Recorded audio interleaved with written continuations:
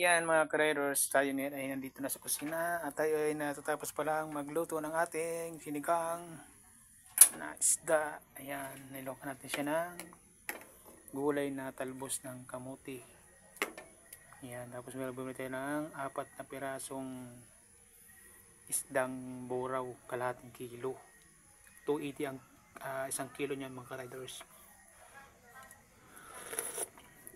Ayan na tayo ang nagluto. Kasi nga naghuhugas yung isa. Hugas ng mga plato. Ayan. At kami makakain na. Ayan na mga riders. Ating sinigang.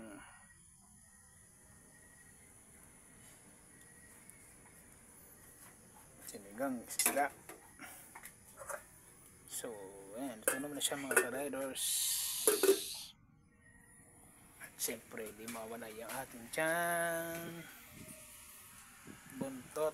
Ayan. Ayan na po yung ulam namin ngayon. Gabi. Hindi ko na bigat. Ayan. Aming sinaing. Ayan. Nagpapaniin pa kami na aming sinaing. Kami kakain na.